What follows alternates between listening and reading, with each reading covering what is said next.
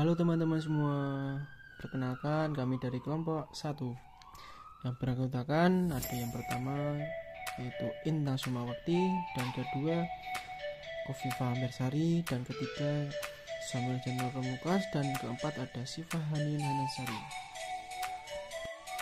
Di sini kami akan membahas tentang anatomi dan fisiologi sistem reproduksi pria. Anatomi.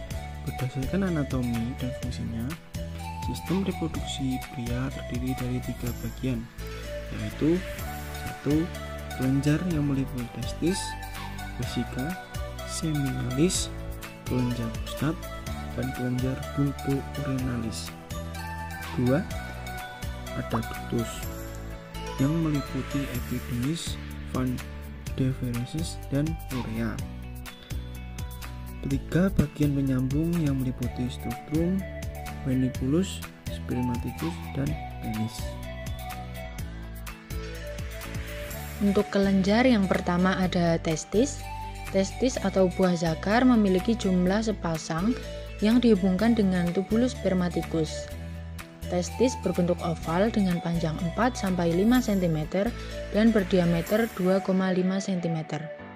Testis dibungkus oleh kapsul jaringan ikat yang disebut tunika albuginea. Testis berada di dalam skrotum, sebuah kantong ekstra abdomen sebagai pelindung cedera fisik dan pengatur suhu testis. Testis adalah tempat terjadinya spermatogenesis dan produksi hormon testosteron yang memberi sifat kejantanan pada pria. Tempat berlangsungnya spermatogenesis terletak pada tubulus seminiferus. Tubulus seminiferus dilapisi oleh epitelium germinal khusus yang mengandung sel batang atau spermatogonia, yang kemudian menjadi sperma. Selain itu, juga terdapat sel-sel berukuran besar yang disebut sel Sertoli yang berperan sebagai penyedia makanan bagi spermatozoa. Dan juga terdapat sel-sel interstisial atau Leydig yang memiliki fungsi endokrin. Yang kedua, vesika seminalis. Vesika seminalis adalah sepasang kelenjar berongga berbentuk piramid yang berada di antara fundus vesika urinaria dan rektum. Panjang kelenjar 5-10 cm dan menghasilkan zat mukoid atau sumber energi bagi spermatozoa. Vesikula seminalis memproduksi kurang lebih 50-60% dari total volume cairan semen. Yang ketiga, kelenjar prostat.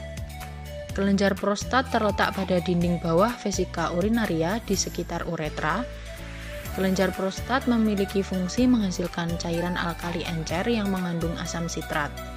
Asam sitrat ini berguna untuk melindungi spermatozoa terhadap tekanan pada uretra.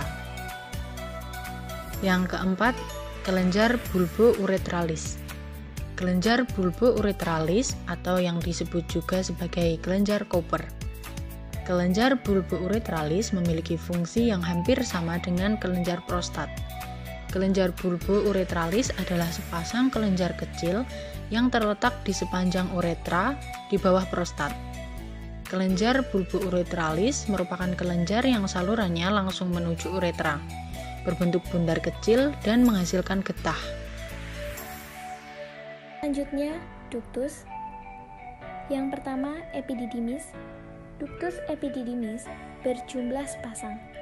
Terdapat bersama dengan testis di dalam skrotum, yang merupakan tempat terjadinya proses pematangan sperma.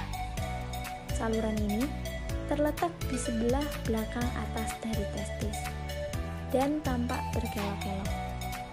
Epididymis merupakan saluran reproduksi yang terdapat dalam skrotum yang keluar dari skrotum dan berjumlah sepasang.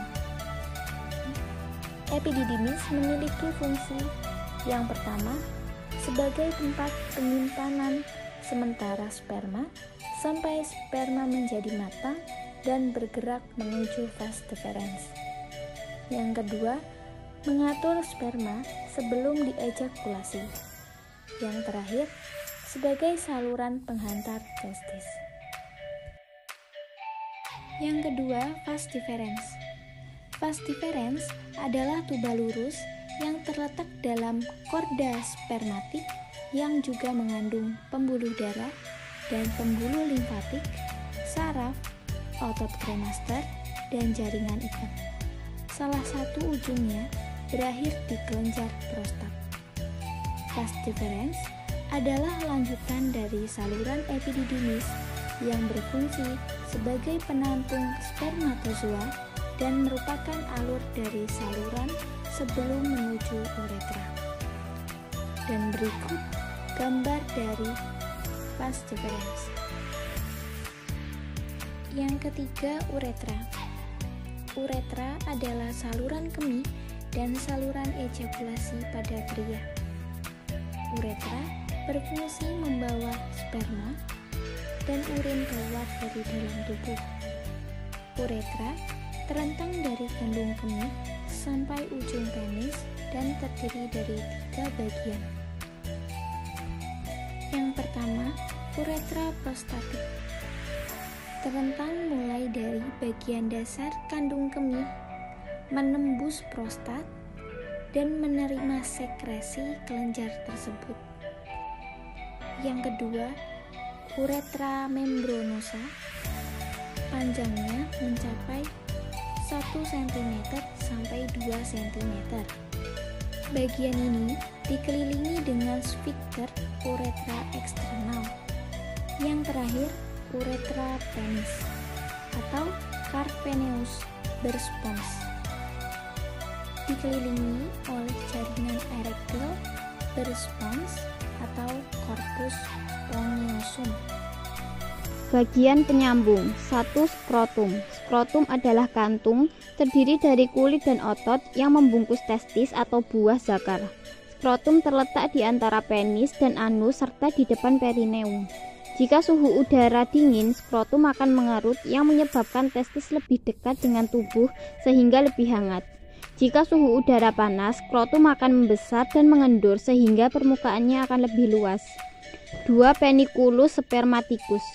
Peniculus spermaticus adalah bagian penyambung yang berisi ductus seminalis, pembuluh limfa, dan serabut saraf. 3. Penis. Penis terdiri dari akar, badan, dan glans penis. Glans banyak mengandung pembuluh darah dan saraf. Di ujung glans penis juga terdapat lubang uretra. Dasar glans penis disebut korona. Kulit yang menutupi glans disebut foreskin, preputium. Badan penis dibentuk dari 3 massa jaringan erektil silindris, yaitu 2 korpus carvenosum dan 1 korpus spongiosum mengelilingi uretra. Jaringan erektil adalah jaringan-jaringan ruang darah irregular venosa sinusoid yang diperdarahi oleh arteriol aferen dan kapilar, didrainase oleh venula dan dikelilingi jaringan rapat yang disebut tunika albuginea. Di dalam penis terdapat saluran yang berfungsi mengeluarkan urin dan sperma. Fisiologi. Pertumbuhan dan perkembangan sistem reproduksi pria diawali dengan hipotalamus mensekresi hormon GnRH, gonadotropin releasing hormone, pada usia sekitar 12-14 tahun, dan kondisi ini disebut dengan masa pubertas. Hormon GnRH merangsang aktivitas kelenjar hipofisis anterior untuk mensekresi hormon-hormon FSH dan LH. Kedua hormon ini selanjutnya akan merangsang aktivitas testis, melakukan proses pembentukan sperma, spermatogenesis, serta pembentukan hormon estrogen dan progesteron. Hormon tersebut berpengaruh terhadap pertumbuhan fisik pria. Spermatogenesis. Spermatogenesis adalah proses pembentukan dan perkembangan spermatozoa menjadi spermatozoa. Spermatogenesis terjadi di tubulus seminiferus testis. Proses pembentukan sperma dimulai dari sel germinativum primer primordial yang selanjutnya mengalami pembelahan secara bertahap sehingga terbentuk sperma. Pembentukan sperma dibantu oleh beberapa hormon, yaitu LH dan FSH dan GnRH dan estrogen dan testosteron. 1. LH. berfungsi menstimuli sel Leydig untuk menghasilkan hormon testosteron yang berfungsi untuk pembelian sel-sel germinal, yaitu proses meiosis pada spermatosit sekunder. 2. FSH berperan menstimuli spermatik menjadi sperma.